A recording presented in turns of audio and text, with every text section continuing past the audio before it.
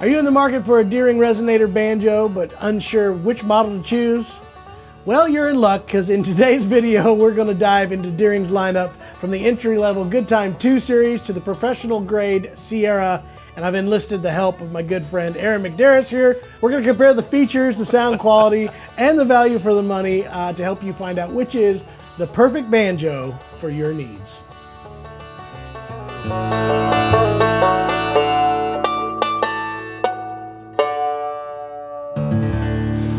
Welcome back, everybody. Got my buddy Aaron McDaris in here picking banjo. In fact, he picked the fire out of that Deering Sierra, and you can see a full video of that if you click the link down below, as well as a link to get you out of all this talking that we're about to do, which nobody needs to skip because we got important information. When Aaron speaks, everyone should listen. It's like E.F. Hutton from a long time ago.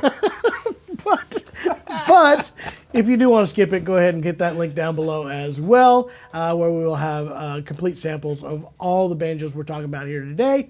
So before we get into it, let's go ahead and talk about some specs on these banjos. Right now I am holding the Deering Goodtime 2 in a Deco pattern, which does change it a little bit, while Aaron is holding the Artisan Goodtime 2.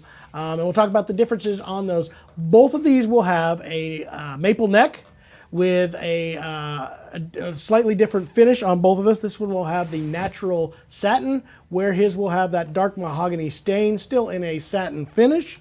You're going to have a 3-ply maple rim on this, and 11 inches. Both of these will be the same there. The resonator also will be a poplar with a maple laminate on the outside. Tone rings.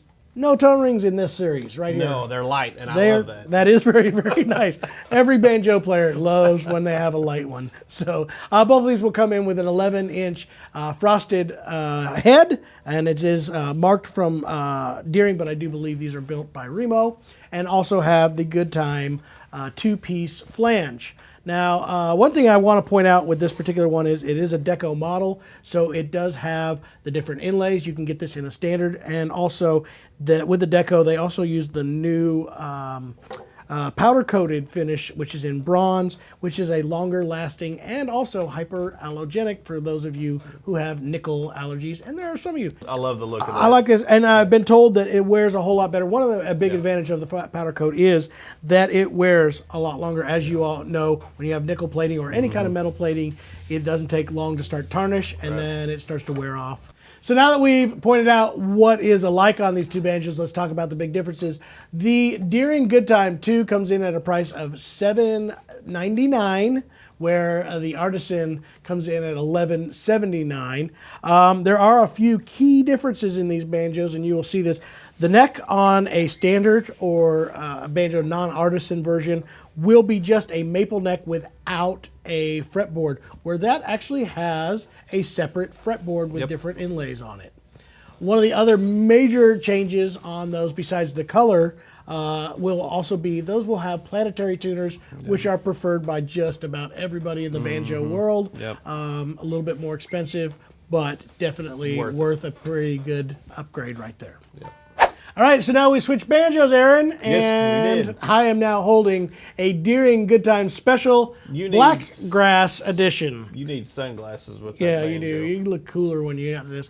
This one is it is actually just a Deering Goodtime Special, but in the Blackgrass Edition.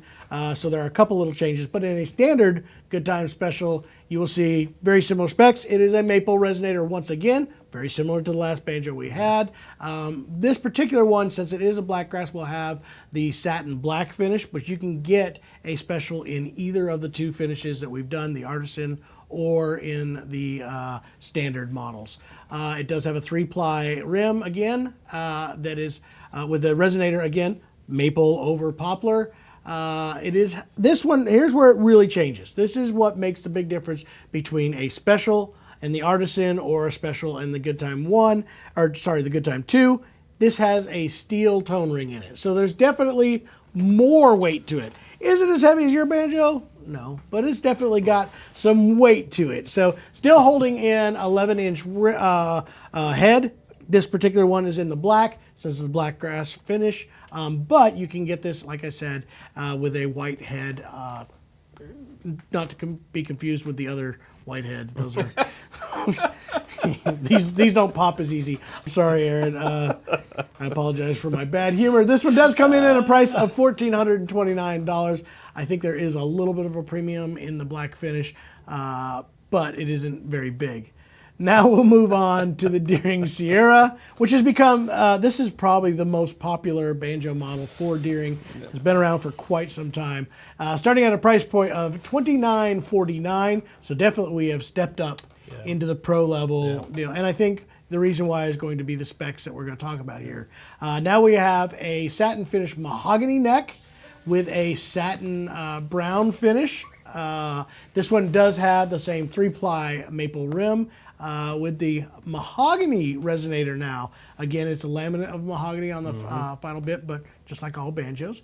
But now we get into the biggest difference. This is the 620 Bell Bronze tone ring. This is a full cast tone ring, and it is their formulation that they are using on all of their pro level banjos. Still does have the 11-inch frosted head and a one-piece flange. Again, major change here. You do get a tuner upgrade on this, and as well as an ebony fretboard.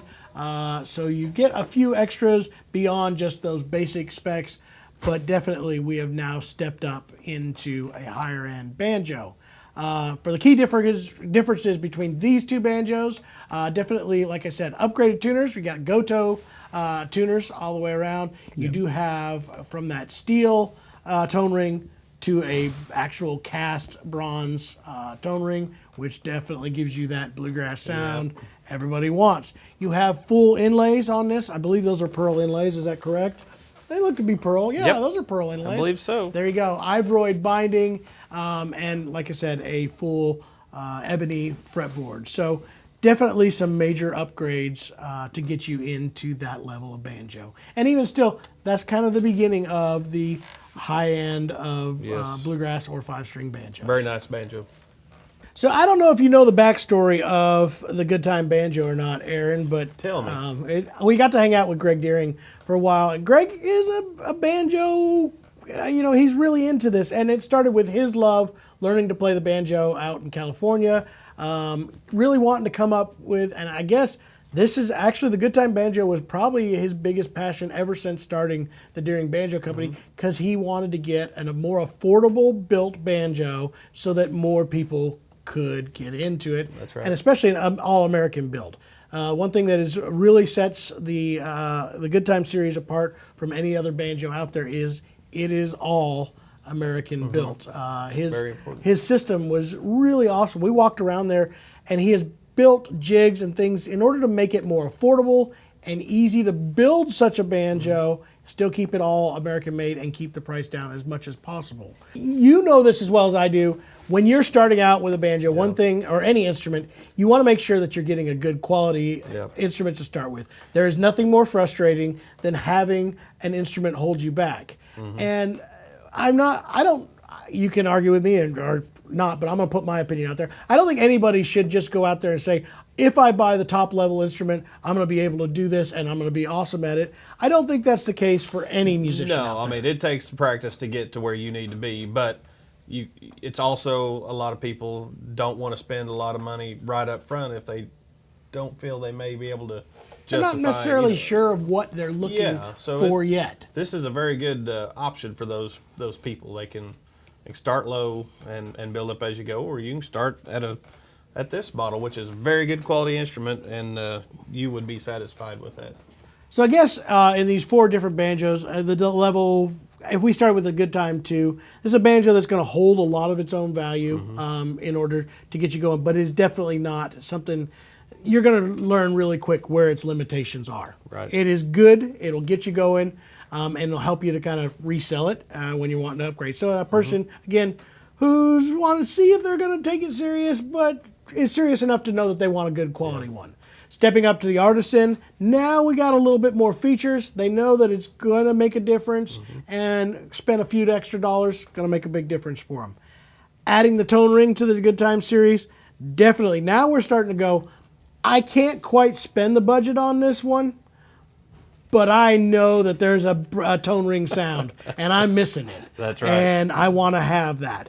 I think that's where anytime we get into the specials, that's what's important right there. And then if you're a first-time buyer and you're stepping into the Sierra, you know right then, I'm going to take this serious. I'm going to give myself every advantage. Maybe this is not the last banjo that I'll ever buy, but I'm going to know that it's not holding me back from anything that I want to do. Yeah. One thing that I think all beginners need to take into consideration is how to buy that first instrument. I am not a proponent of the idea that when you buy, or when you're starting out in there, if you buy a cheap instrument, you cannot learn to be a great player. I've seen too many amazing players that have started out on some really awful instruments. I remember as a young kid, we played at Silver Dollar City with my dad. I had just started learning how to play. I mean, maybe 2 years playing time. I had a decent banjo, but I heard an older gentleman come talk to my dad and mention to my dad that if you want him to really excel and even be better than what he is, spend a little more money and get him a better instrument.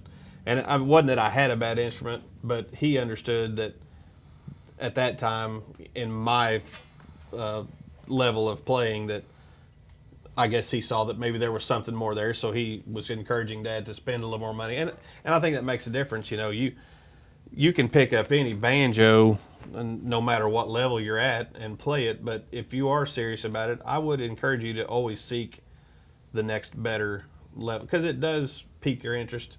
That's part of the battle of learning. Is sometimes you feel like you need to practice out of necessity, but then there's the other times is when you want to practice because you can't wait to get this out of the case and hit a note on it. And I think that's exactly what you just said is probably the primary thing that I like is you will have something that kind of does what you expect it to and doesn't. It's not that you can't learn on the others, but when it does the thing that you want it to do. So let's say you're in tune to that 5-string sound with the full tone ring and all that, and you get a banjo that doesn't have a tone ring, you're always going to be striving for that, and that's part of the reason why you're not getting the sound you want. Well, it's come that time, ladies and gentlemen. We got to hear the difference between these. Nobody finer than Aaron McDaris to kind of let you guys hear the difference between the 4 Deering banjos that we have picked out for you here today. Get it, Aaron. Now.